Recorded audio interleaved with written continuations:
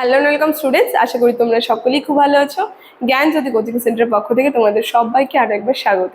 তো আমি মীরা ম্যাম, আমি আজ তোমাদের যেই বিষয় নিয়ে আলোচনা করব সেটা হচ্ছে তোমরা যারা কাজী নজরুল ইউনিভার্সিটি রানে পড়ছো, তোমাদের ফার্স্ট সেমিস্টার মেজর ওয়ান যে বেঙ্গলি সিলেবাস রয়েছে সেখান থেকে আলোচনার বিষয় হচ্ছে শ্রীকৃষ্ণ কীর্তন কাব্য। এই যে শ্রীকৃষ্ণ কীর্তন কাব্য যে তোমাদের সিলেবাসে আছে, সেই শ্রীকৃষ্ণ কীর্তন কাব্যের রচনাকাল আর কাব্যের বিষয়বস্তু সম্পর্কে একটা সংক্ষিপ্ত আলোচনা কিন্তু আজকে ক্লাসে আমি তোমাদের সঙ্গে করবো। ঠিক আছে, তাহলে এক এক করে আমি আলোচনার বিষয় চলে যাচ্ছি। দেখো,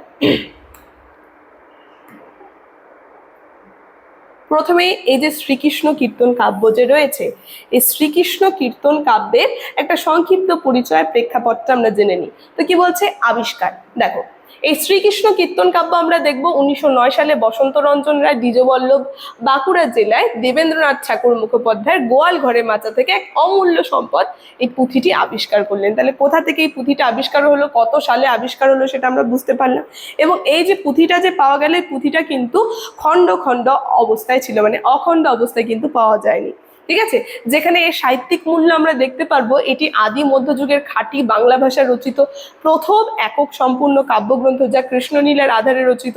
মানে কৃষ্ণনীলার এই শ্রীকৃষ্ণ কীর্তন কাব্য নামটা শুনে আমরা বুঝতে পারছি যেখানে কৃষ্ণ লীলা কথা কিন্তু রয়েছে, রাধা কৃষ্ণের যে লীলা কথা, তাদের লীলা কথা কিন্তু রয়েছে এই পুঁথিটার মধ্যে।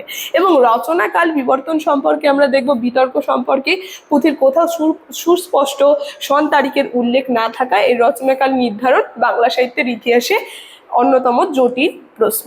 তাহলে এটা নিয়ে আমি বলছি, আজকের ক্লাসে আমি আলোচনা করব রচনাকাল সম্পর্কে। এটা কিন্তু খুবই একটা জটিল প্রশ্ন, তার কারণ এই যে পুঁথিটা যে বসন্ত রঞ্জন রায় দ্বিজবল্লভ যিনি আবিষ্কার করলেন এই পুঁথিটা 1909 সালে, যেখান থেকে পেলেন পুঁথিটা, এবং সেই পুঁথিটা কি হয়েছিল, অখণ্ড অবস্থায় পাওয়া গিয়েছিল।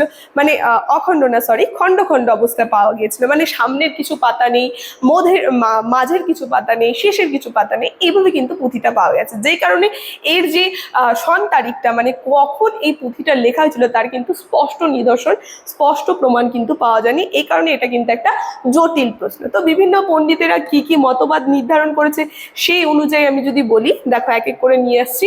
প্রথমত আমরা বলতে পারি, এই যে পুঁথিটা যে রয়েছে, এই কাব্য চৈতন্য পরবর্তী যুগের বলে কেউ কেউ অভিমত পোষণ করেছেন। তো যারা যারা সেই পক্ষে যুক্তি দিয়েছে সেই সম্পর্কে বলি।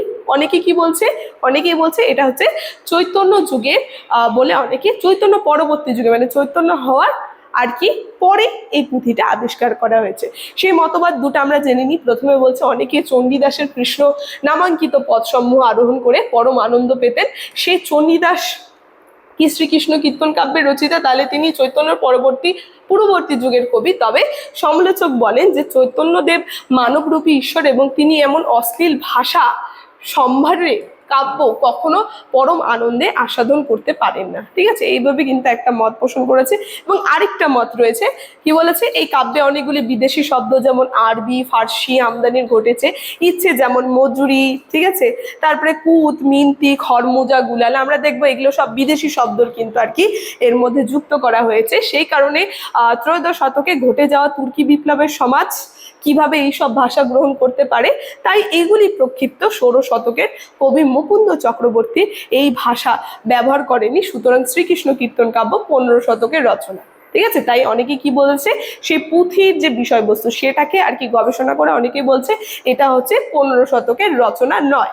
ঠিক আছে, এবার এর পক্ষে কে কে যুক্তি দিয়েছে সেই সম্পর্কে আমরা দেখিনি কিছু পণ্ডিতদের মতামত, যেখানে কি বলছে যে দ্বিতীয়ত এই মতকে খণ্ডন করে ভাষার প্রাচীনতার সূত্রকে সামনে রেখে বলা যায় যে শ্রীকৃষ্ণ কীর্তন কাব্য চৈতন্য, এখানে চৈতন্য হবে, ঠিক আছে, চেতনা না, চৈতন্য পূর্ববর্তী যুগে, অনেকে কি বলে চৈতন্যদেব হওয়ার পূর্ববর্তী যুগে এই শ্রীকৃষ্ণ কীর্তন কাব্য রচনা করা হয়েছে। ঠিক আছে, যেখানে তিনটা মতামত দেওয়া আছে। প্রথম মতে চলে যাচ্ছি, কি বলছে, শ্রীকৃষ্ণ কীর্তনে কৃষ্ণের ঐশ্বর্য সত্তার প্রকাশ পায়, যা চৈতন্যের পূর্ববর্তী কৃষ্ণ কথার মূল বিষয় ছিল, এবং চৈতন্য সমসাময়িক ও পরবর্তী যুগে কৃষ্ণের মাধুর্য রূপের প্রকাশ বর্তমান, তাই এর রচনাকাল 15 শতকের বলা হয়। ঠিক আছে, তাই অনেকেই বলছে এই রচনাকাল হচ্ছে 15 শতকের। এবং এই কাব্যে চৈতন্যদেবের বন্দনা, এখানে বন্দনা হবে, ঠিক আছে, একটু স্পেলিংটা মিস্টেক আছে, বন্দনা হবে, বন্দনা নেই, অথচ চৈতন্যর পূর্ববর্তী যুগের কাব্যে তাকে বন্দনা করা হতো। এই দিক থেকে অনেকেই বলতে পারে এই চৈতন্য দেবের জন্মের আগে এটি রচিত হয়েছে। মানে তখনকার সময় যে সমস্ত পুঁথিগুলি লেখা হতো, যারা থাকতো বর্তমানে তার বন্দনা থাকবে, কিন্তু এই পুঁথিটার মধ্যে যেহেতু বন্দনা পাওয়া যায়নি চৈতন্য দেবের, তাই অনেকে কি বলে এটা চৈতন্য দেবের জন্মের আগে রচিত হয়েছে। এবং তৃতীয় লাস্ট বলেছে শ্রীকৃষ্ণ কীর্তনে আদি মধ্য বাংলার ছন্দের নিজস্ব ধরন অনেকটা প্রকাশিত, কারণ পয়ার ছন্দের সংহত রূপ শ্রীকৃষ্ণ কীর্তনে কিন্তু ধরা পড়েছে। সুতরাং আমরা বলতে পারি সবশেষে এই মতগুলো আর কি পোষণ করে আমরা বলতে পারি, এই সব দিক দিয়ে সামনে রেখে নির্দ্বিধায় বলা যায় যে বড়ু চণ্ডীদাসের এই শ্রীকৃষ্ণ কীর্তন কাব্য পঞ্চদশ শতাব্দীতে রচনা করেছিলেন। তাহলে বড়ু চণ্ডীদাস এই শ্রীকৃষ্ণ কীর্তন কাব্য পঞ্চদশ শতকে কিন্তু রচনা করেছে। ঠিক আছে, একেবারে কিন্তু ক্লিয়ার করে দিলাম বিষয়টা। মানে আজকে এই টপিকটা নিয়ে আলোচনা কিন্তু আমার এতটাই ছিল। আচ্ছা, ইনফরমেশনটা একটু দিয়ে দিই, শুরুতে তোমাদেরকে বলে নিই। দেখো, বোর্ডের কর্নারে দুটি নাম্বার দেওয়া আছে, যে কোনো একটি নাম্বারের মধ্যে তোমরা কল করে নিয়ে কিন্তু আমাদের সঙ্গে সরাসরি যোগাযোগ করে নিতে পারবে। আজকের আলোচনার বিষয় এখানেই শেষ করছি।